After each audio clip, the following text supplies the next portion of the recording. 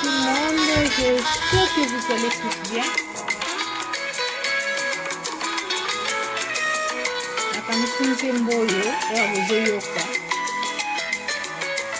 Vous savez tous qui est l'orateur de cette chanson, qui est compositeur de cette chanson. C'est le frère Mike Kalambai. Suivons ensemble alors.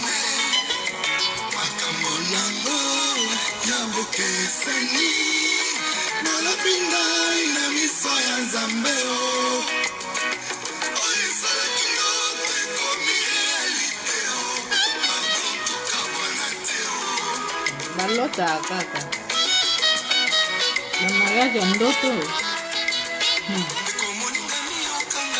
Nina. Kasiko. Oboya.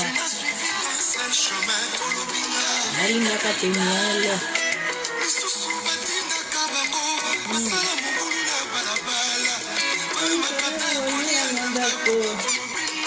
Kote kanzo kote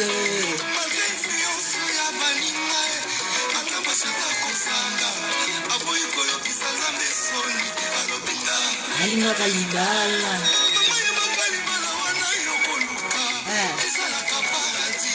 nandeni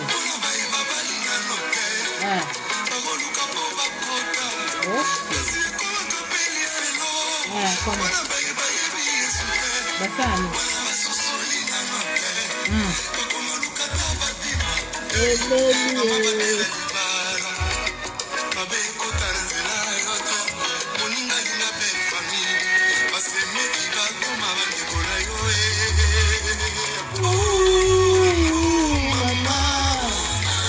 Boyemba kitoko. Bavoisin va déranger na ba musique bonjani.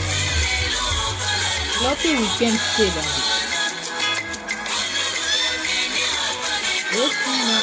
Danger.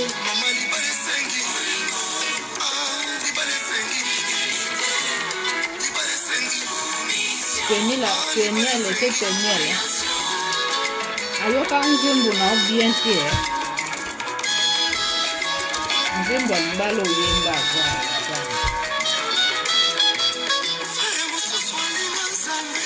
Awo miyendeli.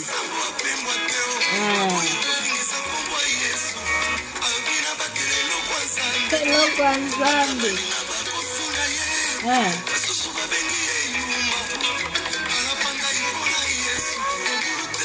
Abombe la peniele. Abombe la peniele.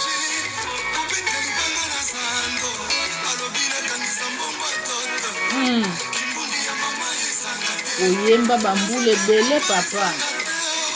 Kokanga mbongo kokebala peniele. Pena pote. Bala peniele à moins cher par rapport à la pote.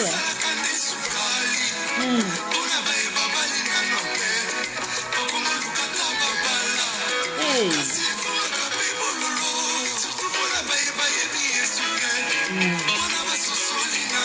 Je vois qui est penga sur cela non.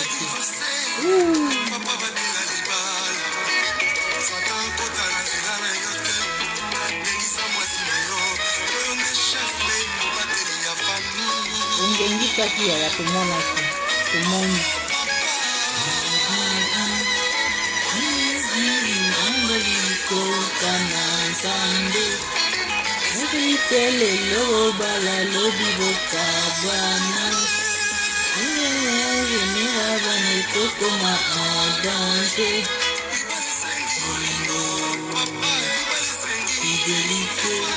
oyemba fidélité papa bakangi on na makambo fidélité awa oyemba ka bien si papa okoke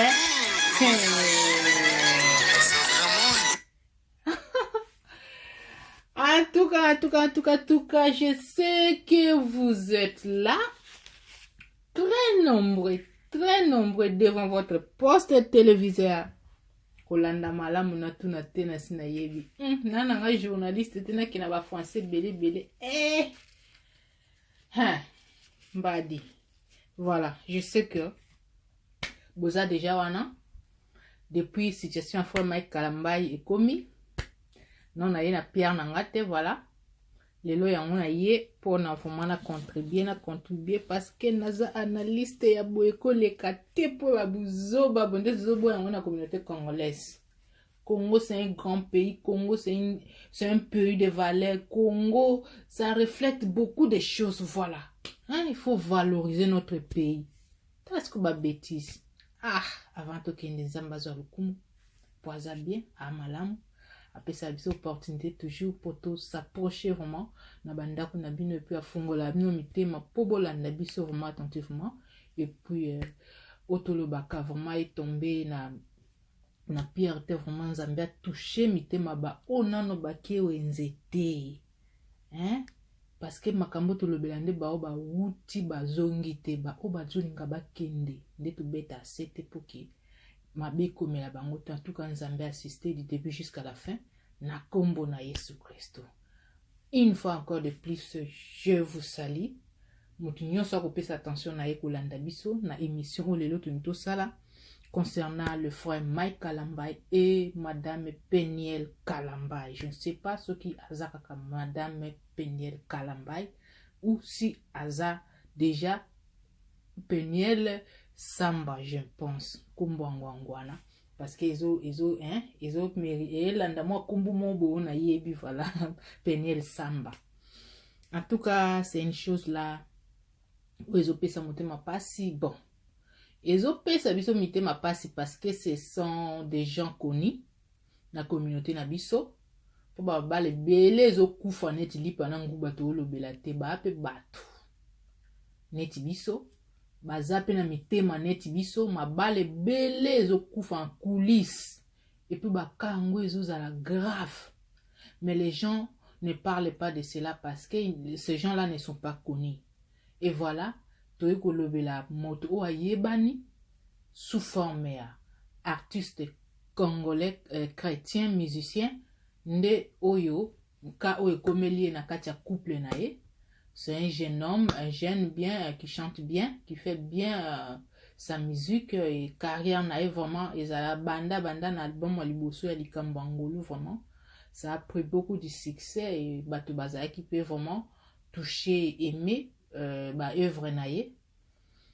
Et comme Motonyo Sakolaka, il faut à ça la fois na ye. Il a commencé sa carrière trop jeune qu'il était. Et comme à mon isiko qui est à compé déjà responsable et avec toutes ses responsabilités, il faut azar quand même na musungi comme déclare la Bible que mobile il faut à quitter famille na ye, à s'attacher na mwasi, basa la foyer, babotabana na comme vous le savez tous.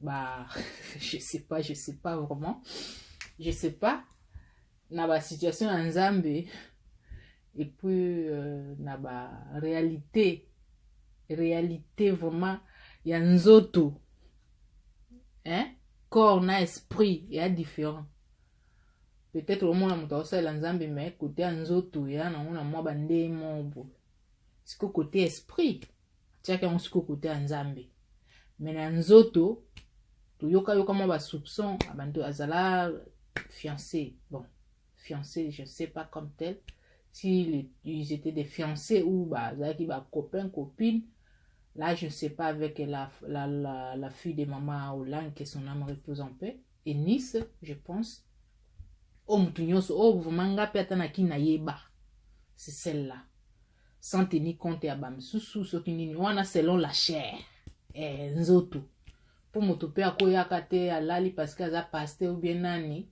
ale mwasi auti na lola kweli na c'est bon ba moko ote o nde Nzambe atindeli nga non ibanda apeka toujours na masolo fiançailles makambo nyonso ndenge ezalaka na donc on dit quoi le terme na procédure normale voilà ndenge bato nyonso babalanaka bon tu penses qu'il peut que bako comme na mariage na Nice je sais pas ce gars qui n'a pas fiancé mususu là je ne sais pas wa bande ko proposer en dehors il y a la fille là Nice et en un coup si je me trompe pas Zaki n'a pas 2012 Zaki n'a bébé il y a 4 mois comme ça mbala moka to surtout quand tout le monde a frère Mike Kalambay na drapeau Amérique na mupanzi na ye pembeni Peniel.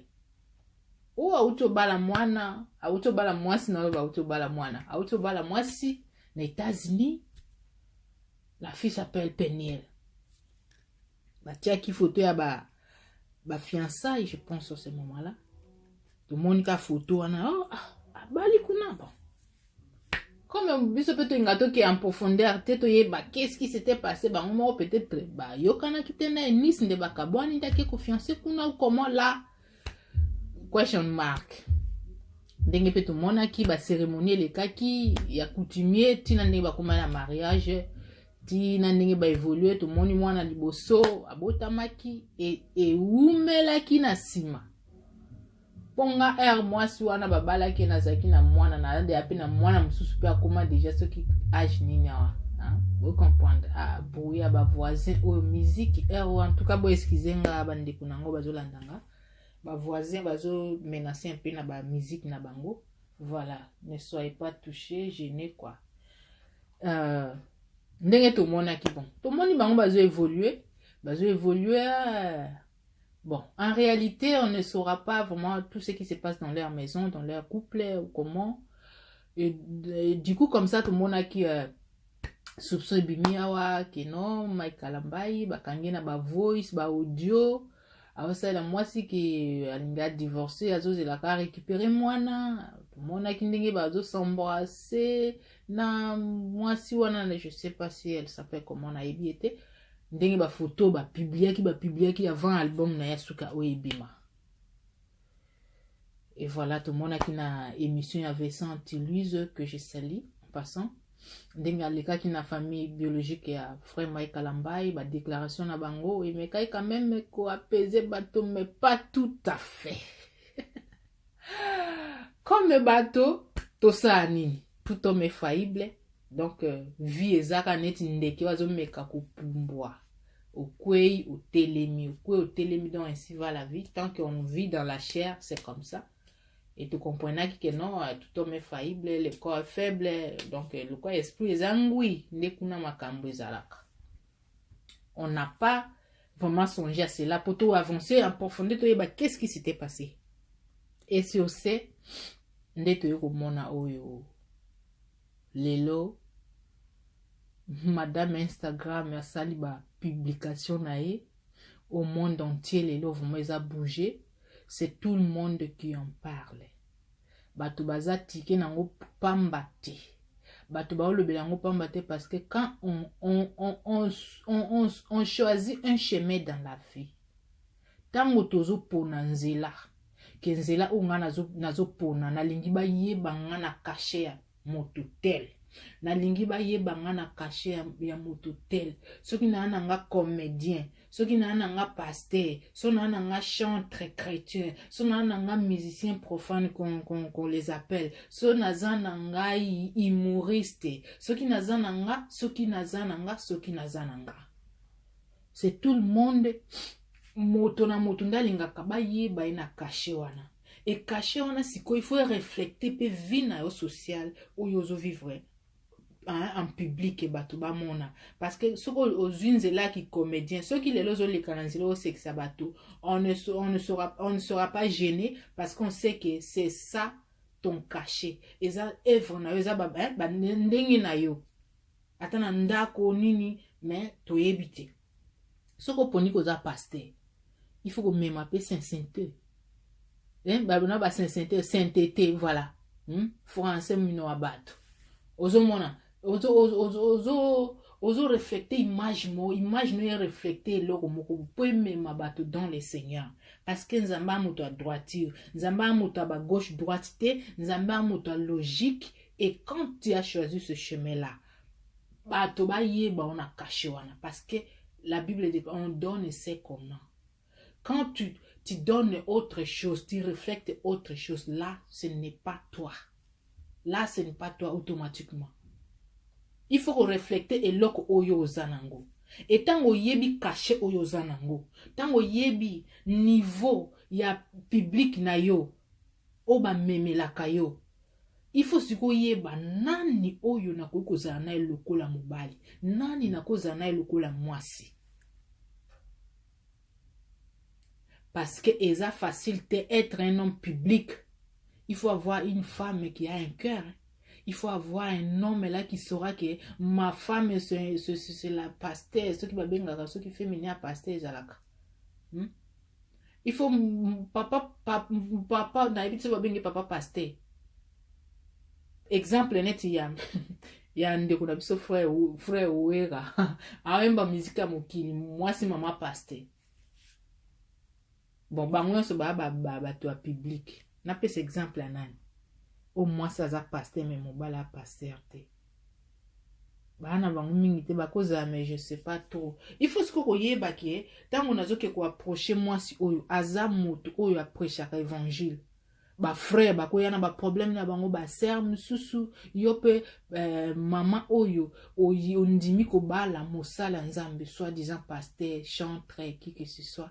Ou azo refléter image ya nzambe, il faut que yeba siko ke aza moto ko traiter ba problème ata ba homme politique oyo akoyamba bato ebele na ba bureau na ye wapi mais il faut maintenant savoir avoir une femme ou un homme qui saura qui tu es pour assumer tes responsabilités, pour te soutenir, pour ne pas te rendre heureux, malheureux ou malheureuse plus tard. Parce que tu le baraboué. Mariage est à... Bon, tu peux comparer on a chemin de la croix parce que oh yeso même na croix. Moto kokango zalate. Mais mariage est à kilo hein. Et à facilité. Moto kola na mboka na ye na ba caractère na ye na ba comportement na ye na ba culture ba coutume boya bokutana. Au salasiko il y a bino chemin, c'est pas facile. C'est pas facile. On donne le coup de chapeau à nos grands-parents, nos parents, au fait. Automona vraiment ba koli na ba koko na biso na ba papa na biso to koli pe bon en tout cas c'est pas facile. Tango ozoya kobala mwasi bongo. Yeba ke oye na kati ya liwa ou bien kozana bomoyi. Parce que tu connais pas tellement le cœur de cette personne. Oyebite eloko oye tindie approcher yo. Ebele mususu balanda ka bolingo te balandi yo te alandi peut-être renommé na yo. Alandi peut-être bien na yo. Alandi peut-être alors ces gens d'amour là ça ne dure pas franchement. Ba amour wana et kenda musikati. Tango zo ke ko sala choix. Yo moto za homme public renommé reconnu. Eza na monde profane soki nini. Mais comment est-ce qu'on contraire tout le monde est-ce que basi ya ba musiciens wa benga profane ils gardent leurs femmes. Hein? Et ces femmes là gardent leur mari.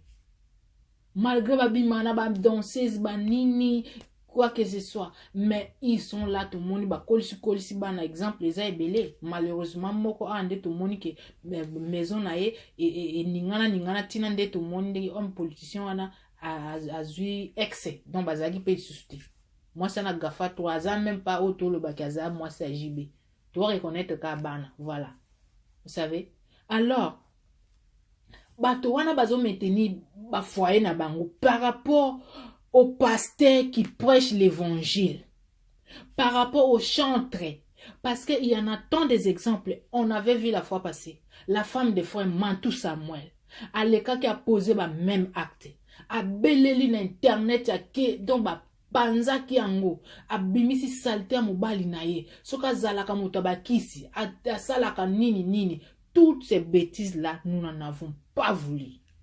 Tolingi ba bêtises wanati. Vous qui reflétez le nom de Jésus dans vos bouches. Vous qui chantez. Hein? Musique ya nzambe.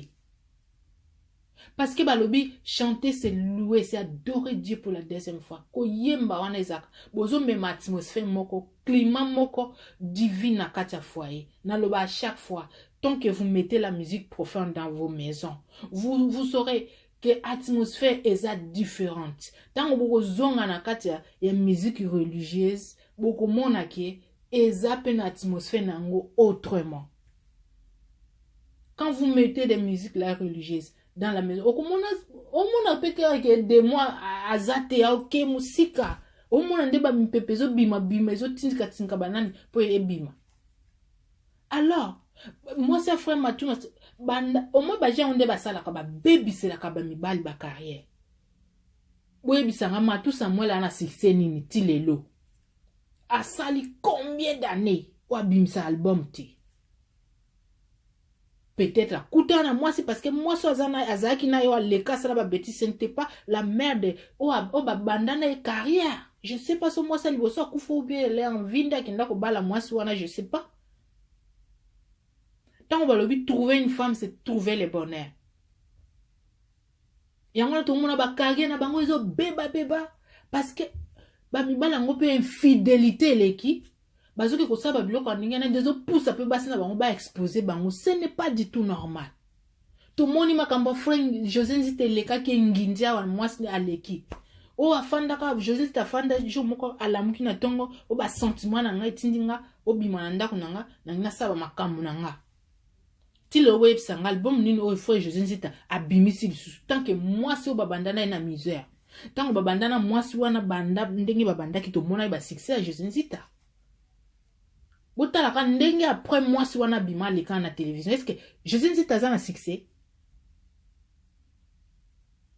azana ngote tozo mona ba grand homme de Dieu toko citer kombote bon et ça passe même pas pour le respect et ça la passe bazé belé bon attend ka ba église pasteur ya sans précieux abima abala mwasi mususu infidélité aboya mwasi ne azana ile ona mwasi na ete moi si ya nani babenga ngoni ce qui est évangile ce qui ya ni babenga bango so basi ngo ya vision so ya ni pasteur mukuna bato belé ba pasteur wana bazo sala ba bilo moko OK na bité so ba terre ba ndimi kaka pona sentiment ba recevoir mais et même ils ne reçoivent pas bango mo ba pratiquer en côté ils prêchent les chrétiens les fidèles pour pratiquer, mais eux-mêmes ils sont en dehors de ce qui sortent de leur bouche. Au fait, tous à la fin bandi konanga. Yango lele komeli, notre cher ami que j'aime tant sa musique. Na linga et makasi parmi ba chanteur masculin, ba mibali na kati ya mboka na biso, j'aime beaucoup frère Mike Kalamba et sa façon de chanter, sa façon dont ba échographie ne makamuna c'était bien avant le mariage. Le frère là, Koulma Topé, j'aime bien ce message, il chante vraiment des cantiques là que j'adore. Frère José Nzite avant Abe Banana moi c'est un musicien, il chante bien, j'aime trop la chanson. Banzembo frère José Nzite akota mai ponani otozo sa na se papa melaka baba succès oto salaka e futa kabiso oto salaka tokoki ko juger te peut-être que boyeba te makambo eleka na mariage makambo bo sala mais vous qui nous prêchez vous là ce que ça ta biso ba oto fanda na ba bon on saura que nous ne sommes pas mûrs dans cette histoire. Mais yon oto la mukaka na Bible ozo leisa bato Bible ozo sala nani ozo gêner ozo sala boy. Mais pourquoi ba foyer na bino pe bato liboso ko fortifier biso les démons n'aiment pas les mariages. Vous le savez bien. Et tant que démons na zo ko ningisa ko bousculer ba foyer na bino. Pourquoi vous ne vous tenez pas vraiment ferme dans cette histoire pour convaincre les hommes, les fidèles que voilà, dans cette histoire en tout cas, nous avons vraiment des attaques, mais nous les surmontons avec le nom de Jésus. Il faut donner aux fidèles, ceux qui vous suivent, un goût là. Moi, sentiment wana, il y a que comprendre que t'es avec Jésus, avec ça. Si yo mutu, oyebi na ok, oza déjà homme public. Balinga kona bamboke belé frère Mike Kalamba, oh les voisins ils me dérangent. Tu chantes bien, tu chantes en anglais, tu chantes en français, tu chantes en quoi, balingala, baminoko belé, tu louba swahili, en tout cas tu es bourré. Tu es comme la sœur Déborah qui chante avec des multilangues là. Oh, bah voisin vraiment bah méchant. Fenêtre père au kanga, c'est que volume en bâti l'icolo, excusez-moi mes chers compatriotes. Baya kwa mbuyenga na zala distraite na makambo na zoloba. Oyebi bien que oza moto oyo ozo kamba bato. Bato pozana bango peut-être baza mikolo na yo baza ba responsable, ils ont des femmes, ils ont des mibali na bango na bandako. Ozo gérer bango comme orchestre, bozo sala quelque chose pour na ko avancer musique ya nzambe, pour na ko avancer œuvre ya nzambe. Oh my god. Na habité. Oh. Musique les autres déconcentrés nga bande ko na moi na kate émission ezate parce que il faut na continuer ngo tisuka so na kati a plutôt pas. Voilà na meki moko déplacer ko se déplacer muke ba voisin wana vraiment musique na bango bando déranger. Frère Mike Kalamba oyebi bien charge aux anango que oza un homme public et puis homme public yango ya star soki ya ndenge nini ou bien oza comédien oza nanité oza serviteur de Dieu na lingala balobi mosali ya nzambe tu n'es pas une star. Au moins sinon le kaka déclaré que j'avais aimé Frère Mike Kalamba pas comme une star, je l'avais aimé comme un, voyez-vous, azwa que déjà na image qui star mais oza starté oza mosali ya nzambe. Cela veut dire serviteur de Dieu, moto ya mosala. Ozo yembela nzambe, ozo mema batu na kati na adoration, ozo mema batu na kati na reflet ya nzambe.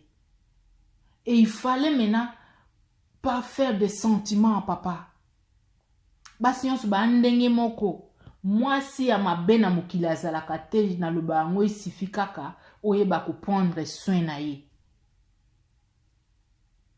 Et oye siko kokende kozwa mwana petit gamin na yebi ko kozala ba génération kala ba frère Mike frère Moïse Mbie wana bo abana ba série 8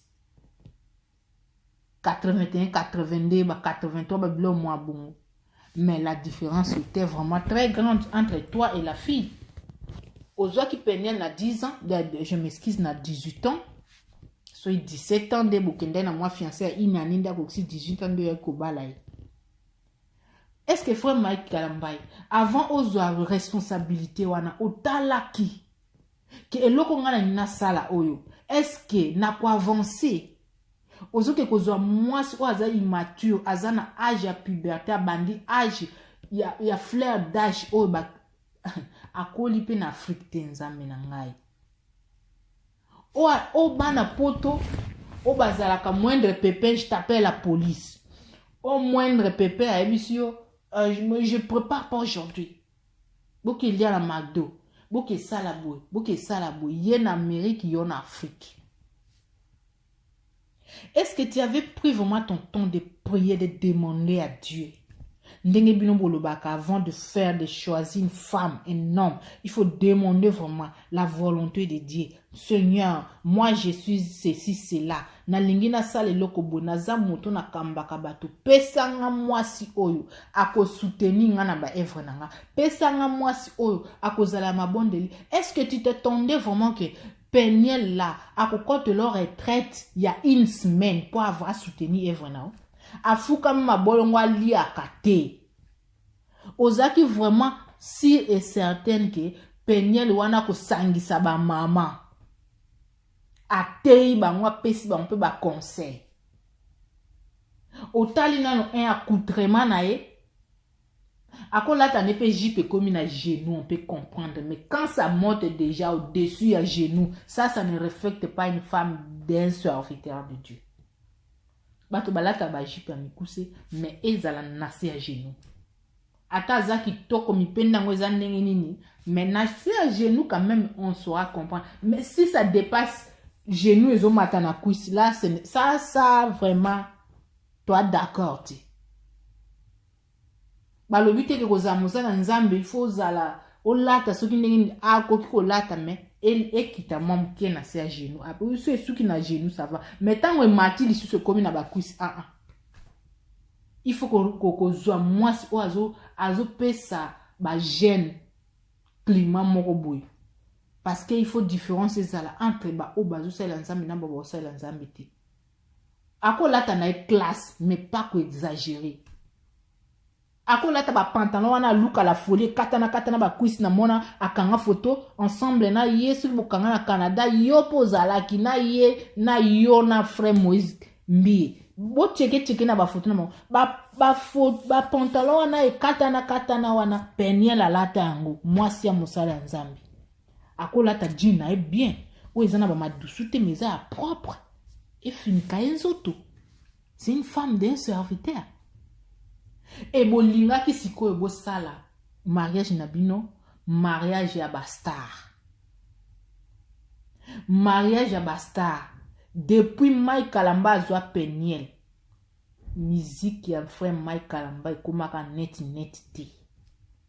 Na mona frère moko alekana azape journaliste na obosa kombona banda abala mwasi wana komisa ekoko alataka bien te babilamba ba couleur moko ba mauve. Tu vois, une femme ne peut pas croiser les bras tant que Bali doit avancer, il doit contribuer. Na vision ya mobali. L'homme c'est la tête. L'homme qui donne la vision et la femme les soutient. La femme est azo secondé. Et tant que yoko secondé dans la bonne manière, dans la bonne façon. Donc, d'une façon là, au péché, tant que yo yé, au kouti quand même, bato bazo yemba net na groupe le quoi frère Mike Kalamba. Bato va sentir que non, maman yé. Au moins, quand mutu moko ane na ba esprit ba pique-nique, esprit ba McDo, ya ba pizzeria, ya ba nini. Donc, ozo mona, to yebi bien que problème ezanga te na couple. Frère Mike Kalamba. Tango yo pozwa ki de a charge ke au bali. Mais arrêtez. Na ba copain kala na ba copine na bata ba copain. Makamonyo se komaka bazo mone longino ya ngoyo, voix na yo ngoyo. Rideau andako na bino ya ngoyo, couleur ya mire no ngo, mais on dit seulement montage. Donc comme montage comme en facile comme ba yebi que technologie comme en simple batu bako ça ba montage et comme on ka bongo quand on dit c'est le montage là batu ba comprendre non on n'est pas des petits enfants ponanga conception nanga o peza Mike Kalamba na mwasi na simbité boyo kanga eza réseaux sociaux parce que moi na yaki mabe tu le là on continue. Frère Mike Kalamba kiti sa so ko bongisi tuna biso ndenge mwana na ko sambusa po ona ubaloba na Kiswahili na yebi pe Swahili baloba shindikana ses parents sont des pasteurs je sais pas tango sala babiloko wana donc ceux qui mwana ba changer pampers ba kangi photo ba tina Instagram ba commenter ceux qui mwana azoloba aobenga maman pour la première fois ba kangi photo. Oh, frère Mike Kalamba a publié moi na te. Est-ce que bana ya ba pasteur minene ya Congo to mona ba na ba réseaux sociaux. Bana ya ba eza même ba musicien profane bozo benga bango. Est-ce qu'on a vu toutes ces bêtises que Peniel fait sur les réseaux sociaux dans leur couple. Azama kasi na réseaux sociaux. Ce qu'on raté information ou bien l'on na liaki, ce qui va tondolo na ya bandela zemi, ce qui so raté on a 6h, 18h, ils ont aussi donc 12h, ceux qui raté 12h, 14h. Voilà, so 14h, simbite za kiba, zela on a ba 15h au joana yo. Parce que ebande ko le 5h du temps, 2h du temps, sans que moi nana Peniel a publié quelque chose. Na mirnaï. Alors, moto oyo vraiment une femme qui tient sa maison. Une femme, à 18 ans, c'était aussi beaucoup, ma chère. Ba parents na biso ba koko na biso ba bala na âge nini. Ba simba ba foyer na bango ba et puis ba système wana ozwa mwana noko mwana suki anga ni ba tonda nelio na ndako tala kafumba nzungu fufu ozo lamba. Ba maman na ba supporta ba mariage et puis makamba polygamie za makasi ba série wana bazo supporter mitema wana nzambe na ebite so réseaux sociaux za kande ba maman biso ba ngaba ba telemela makambo wana dès le début parce que moyen te ba bando supporter ayeko mema ngana mona ni nanga Peniel ayaki ko distraire frère Mike Kalambai. Nazana ngana no sur na ba bêtise frère Kalambai a salite pour Peniel pe aza moto. A moto. Siko ebande bende ni frère Mike Kalambai comme infidèle tango azio mwasi kitoko epara ba azwa ki yo vierge. Tango abala ki yo mwasi kitoko bongo ba kabelo ba make-up kitoko taille hein, c'était mai wa bien. Wa no bien. Peniel wa bien. Siko mobala ngwazo kende lisusu na banzungu akala. Comment et pourquoi? Il faut te poser la question. Il faut que ça soit autocritique. Mais pourquoi moi je suis très belle, jolie comme ça? Naza vraiment complète. Pourquoi cet homme me quitte? Qu'est-ce qu'il y a? On dit que tu es très insolente. Ngana monaka ki impolitesse à moi si eko makandenge rythme mbala memelaka ye. Ndenge ba langage mbala bimiselaka ye parce que nous les femmes tozaneti ba puko sui au fouli ozo tenter. So moni place wana ke alobine loko te moi faiblesse e otioli maite lukanzela ya kukana. Akozwa yo yango na lobaka si tu es fermé homme mibali nyonso boyo kanga je suis une femme. Nazoloba ndenge tozalaka. Si tu es dur, la kisa kozaka dur, balobi te koze nime, moi sino bon se 14 à la net, i commandos à la boxer te. Moi sino so atantaka taliga, comme alinga nga mingi, zana mekano iloko natala. A meki pour la première fois lobi le hotel ami bale troisième fois, a remone là. Ana sala nga kana manqué, na fingi tout fini à lobi le côté. Et comme alango continuel. Et ce n'est pas une bonne manière, les femmes. Ce qui mobala la kisi au bolingo, c'est un point faible. Ce mobala la kisi au qu'il t'aime, ce n'est pas à dire que au monde est là, na place wana, au banda ko profiter na faiblesse, on a pour manquer du respect, au sale n'importe quoi. Ce n'est pas bon. Et Peniel tellement zoa qui est moi na mouke adore l'oteye, a joué na ba rythme moko et la fille a profité de cette faiblesse là. Pour avoir notre frère Mike Kalambai. Bolingonde aveugle frère Mike Kalambai. Atika ki ba laisser aller. Ba n'importe quoi. Ko lekaka ko sala ba biloko wana. Ya ba maquillage to boite ako sa ba routine na ye. Mais il faut aye ba qui est l'homme ou azaki na ye. Vous savez. Ma balisana ba problème. On a goûté to mona on a réseaux sociaux. Ma bende za moi c'est ok ko publier on a réseaux sociaux. Pona malamba to ba découvrir que boboyana na pesa exemple moko bona ebite so ba to ba mona ngoma be moto ayebi ke azani aventurier asala ka ba makambo ba aventure na ba télévision tozo mona un acteur nani QS na lobi ngo parce que yemoko aleka pe déjà na nani on les a vie privée na ngana lobate parce que yemoko déjà aleka to mona mposo bu continue na YouTube o mona ke Caleb Tukebana alobaka ke aza célibataire bakabwana mwasi na ye mami la chatte. Est-ce que bon mona ki mami la chatte a ko publier mobile na ye a publier te ba problème na bango esila gubi o mona ki ye nani ye moko nani Tukebana aleka Caleb aleka ke ko publier mwasi na nga sala kinga boye mwasi na nga ou a tricher nga ou bien mobile na nga sala nga boye est-ce mona ki mami la chatte aleka sa ba bêtise wana bango kutu ba comédien ba garder secret à foyer na bango boni bino bato bozo reflecter kombo nzambe boni bino bato bo pesa image ya nzambe. Tu n'étais pas éduqué avant d'aller au mariage, tu n'étais pas prête. Ba parents no ba serviteur Peniel. Et là on ba régler kana couliste. Ba betre ma solo ba foyer mususu na biso ko oloba pourquoi ngana sala ki yango menga kutu na bien. Ma chérie, il y a des problèmes na batoi aux mona. Il y a des problèmes tant qu'on bâtit ndako, bâtit chambre, bâtit salon, couloir, je m'excuse. Porte na secret nango. Ou ele ka na chambre salon yeba kate. Pourtant comme na salon yeba ke komilika mususu. On est ko kota na couloir mbango eko ko bimali banda mama na ngaye.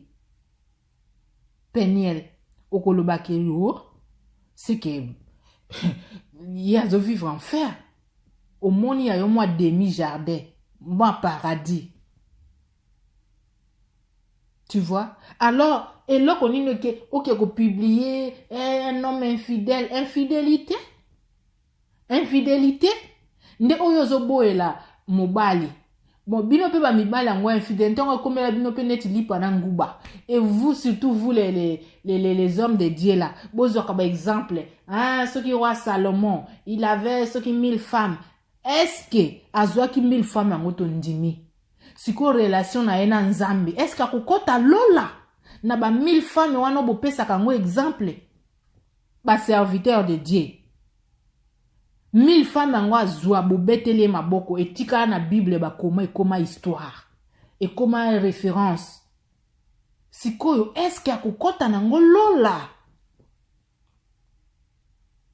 Oh, maman Anna, alekaki de âge à ménopause, alukaki mwana azui.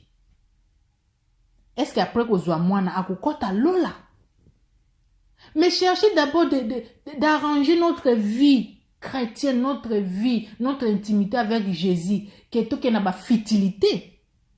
Vous donnez des exemples là que bon, pour la foi, ça peut encourager. Mais pour le royaume des cieux, on ne sait pas, point d'interrogation. Question mark. Là, on ne sait pas. Par exemple, on a au bateau boye, ba pharisien, ba salaboye, boté aka kitoko. Est-ce que ces gens-là hériteront le royaume des cieux? Ba homme fort, au pesi par exemple, Samson ba katakiye, azala ki boye. Alonga ki ba Philistin, aboma ki batu. Après, on se connaît ba makasi wana. Akukota lola. Bon, boté aka ngopona kopesa batu ba foi, pour ça la banane. Mais il faut savoir qu'est-ce que vous donnez aux gens. Qu'est-ce que vous remportez. Frère Mike Kalambay, s'il s'agit d'infidélité, mais bozote abiso na banzembo, oyembi nzembo alibala kitoko avant le mariage. Yango frère Moïse mbiye pe azoyemba kitoko. Mo peut te opese ba raison. Azoyemba on peut-être kitoko po akoti pe nanute. Omosko ndenge bozo kota bozo ko yemba za kitoko we. Ko prêcher à kitoko we mais po osa elango siko. Bande kunanga tango bubanda ba mabala na bino bubanda bino mibale. Bino mibale. Après bino mo bo meme ngo kiti boye na ngona réseaux sociaux. Ko panzana kaka bino. Biso to yeba na biso ba vie privée na bino te. Siko na kama wande bato ba se poumoner. Pourquoi ça? Nakati ya mariage, ce qui est panzani, personne n'a raison, personne n'a tort. C'est tout le monde qui a raison et tout le monde qui a tort. Moto a raison à zate, moto a faute tu peux à zate. Ezande batomi bale ba yokani te yango ba panzani ko pesa moto musu raison pesa moto musu faute te nga la pesi peniel faute te ayebi o a vivre na mariage na ye peut-être azalaki ko ayeba ko tenir mariage na ye te mobali pe akoki na ye te yango ba panzani. Frère Mike Kalambay pe ayeko découvrir en elle que ce n'est pas celle qui devrait être ma femme ou ba caractère ba comportement ba langage na yango ba panzani et talibisote tokokinde ko aider bango ki na prière peut-être que nzamba sunga bango bazonga po bana bana kati séparation ezama be makasi pour na venir abana ndenge yemoko ayemba ki na nzembo na débit. Problème na biso eza awa. Bande ko na biso ba musicien ezala ki que ce soit na vie. Avant ça les locaux, il faut tala liboso tali sima. Po opeto sala na sende futa kabiso. Oko bandana moi fiancé non a pasi. A futelo ba classe ba minerval. Frère Mike Kalambo bandine Nice. A soutenir na ba musique na yo. Bo kende tio balo comme ministre obi oza soufa ma ministère te. Oza sou moi si a boete. Ozala kita frère José Nzita yo kana ki oba banda ki na boulangerie. Vous voyez des choses là, c'est ça qui bloque nos vies. Moi si pizol na ye et touchaka nzambe makasi kolela moi si aya partout ko kende tu seras maudit. Moi ça zo lelela yo sundole na bana osali boye o pesi moi si moko espoir diku kaka oyo bande vraiment kopesa espoir kente avec ye to avancer a aider on a moi babilo mo boy oyo kofuta ye mabe bandeko nanga bamabala bongo ekenda musika te bandeko nanga totika ba comportement wana tango yo mobali olingo sala choix tala rang social na yo kolanda beauté te kolanda taille te kolanda famille te talande o eza na kati ya mwasi noki oyo au cas de problème au cas de maladie au cas d'accident au cas de koswana au cas de famille epanzania est-ce que kofanda réunir est-ce que kofanda bâtir bino mo boyoki abi ya des maisons qu'on ne peut pas bâtir boluka ki yango bokosukisa yo na ane mutu alingi ba vie ba jazz aye ko distraire frère Mike Kalambai peut profiter na nani wana akomi distraite tango yo kuti ke mobile na nga za infidèle parce que wana eza mibali ya public bongo bazala au fait vraiment tenté de tout le monde là franchement et comme un homme bakweyaka soki cher wana molimo te wana eloko nzoto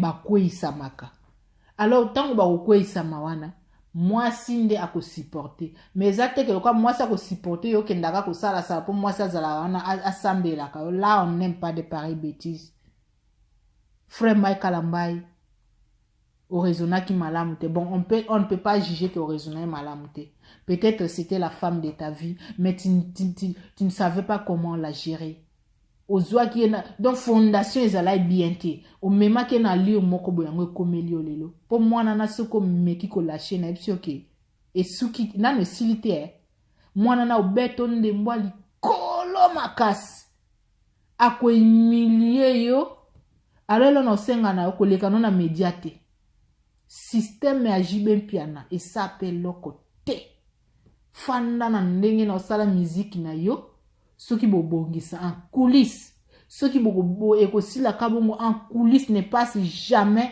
te défendre ezala yo peniel ne passe plus na bana na bikoma wana bikoma tu peux changer ton nom quand tu veux mais ezala teke ekoma neti soki ndenge nini lo omoni omisali star pop vie na bino ba star balandelaka point c'est point otie a balobi pourquoi tie a olongoli accent pourquoi olongoli accent tu vois ndengo memela libala no yango na bato ba telemeli yango osali bo ba comprendre que y a ça ne va pas pour mobali moko a déclaré que après 2 ans après le mariage azaki na porte pinza 2 minutes ya divorce il y avait quoi on a évité ça ozaki de aussi obota ki mwana liboso donc base izala bien te. Bah, mariage précipité ne reflète pas un homme de Dieu. Il faut prendre ton temps et voir. Nani angozo ke kubala. Yope mwasi ko linga mobali kapo aza renommé te. Po aza okoyiko sala eloko na yo. Ozu mobali na yo bo bandi. Bo sali chemin na bino. Voyez-vous? Et maintenant bato lelo kaka ba intérêt. Ba combo. Parce que moi c'est en Amérique. Alo baka anglais. Langue yonso ba aprenaka yaya oya kisasa na koloba pe anglais ça s'apprend batanga kaka pour le anglais moi je suis moi j'ai rien you know hey my lovely non on n'aime pas ces bêtises là soki okoluka lisusu mwasi so boya nete mariage eza mabe et divorce eza mabe bana baade ya mibale to mona ki donc moi ça na soko meki akopanzo makasi yaya alors bato nyonso obalanda mabala intérêt ya ba homme public botika pe ba jewana linga moto na mo sincère que soki problème ekomi ko supporter soki boye ekomi ko supporter ezana mingi tonga na ekoloba ba carrière na bino ebe ba aka boy likolo abasi mwasi ana pouvoir ko boma na ko bikisa tala José Nzita ewana kotima akomina ko déclarer moi banzembo boto sala oyopo tribal oza moi na esprit tribalisme katna olongola ki frère José Nzita Ye muta bimisa album kala. Carrière se kota mai banda soka koma na mwasi nini. Ceux qui bazonga na mwasi na je sais pas la suite. Ba homme de Dieu, ba serviteur de Dieu, vous qui reflétez le nom de Dieu. Bo pesa exemple, bo pesa gumo ko bu. Pona mukolo ana binonde boza juger makasi koleka ba fidèle le dernier jour. Si vous ignorez ça, vous serez vraiment sévèrement puni. Parce que vous amenez bozo mema bato na kati enfer, na kati pourriture. Là, c'est ce que nous ne voulons pas. Bo pesa penel fotite, kalamba fotite, bangomi bale ba yebi pourquoi et les kani problème na biso eza ba réseaux sociaux wana etali biso te. Tout le monde a basi ba nani ba frère nani na ba réseaux sociaux te. Ba Frank Moulaja. Tout le monde a ba frère basi ba nani na ba réseaux sociaux te. Ba Patrice Ngoy Musoko, tout le monde a basi ba Henri Papa te, tout le monde a ba nani ya ba nani te. Kaka bino. Bo sali couple na bino ba Kardashian. Bon nous même ma couple mo ya word ya tendance. Non. Il faut il faut jouer la jeunesse na bino mais il faut savoir quel chemin au besoin la qui sabato. Bon refléter. C'est ça. C'est ça. Moi je donne la faute à personne na zanga nga tena ya na za juste on a le bango. O soko lingo le bango to bezala pour moi je suis ni contre ni pour. Moi, je suis au milieu du village, je donne du conseil, on va retirer les sons à Yazu. Ni pour le frère Kalamba, ni pour la sœur Peniel. Bah, nous sommes bandés qu'on a biso. Problème est mina couple na bangonde ba le belango po baza koni. Mais biso, toziebi ba mabale belé o ezobe ba le bazo lo belango kututi. O ba problème na bango leki ya bango. Ba refléter des images o ba bimisa na miso abato pe na miso nzambe. Nde loko toujours linga ba pesa pe corps du Christ quoi la valeur là nana mingo lo bate bo s'abonner massivement na Congo Mo Pays TV votre chaîne en tout cas bande ko nanga na souci makasi ngana bakisaka mo eloko parce que eza na situation oyo bolobela ngote congolais alingi buzoba congolais alingi bêtise congolais so yoki makambo mai kalamba koti mbango atali congolais so yoki makambo bato babundi kuna o bafingi o bapanzi mutakala mutuboy. Les gens ont très vite pour voir mais quand on parle du pays, quand on parle de la RDC mboka na biso les gens bakipaka makambo mboka te na yebite soki eloko ni eza na bongo na biso ba congolais. La nombre à vie na olongola ngopete ko fanda wana il faut bobo yeba nini otozali nation les problèmes de la nation tango makambo frère Mike Kalamba ebimi wana ba oloba teke africain ba oloba ke un congolais ba oloba ke congolais moko couple na congolais ceux qui musiciens congolais moko couple na ils en a désordre. On ne dira pas que couple moko africain, là on ne saura pas vraiment déterminer qui est le frère Mike Kalamba. Quand on parle du pays, pourquoi vous ne vous occupez pas de voir et d'attendre qu'est-ce qui se passe dans notre pays? Vous voulez toujours des bêtises et qu'on sort, en tout cas ça fait mal au cœur. Vous s'abonnez massivement. Bamakamba politique na otia boko tabotala. Tolo bela mboka. Ezala motote akoya ceux qui étrangers na mboka na biso ayende ko yiba. Aoya ko tonga te ngana onde to ko tonga.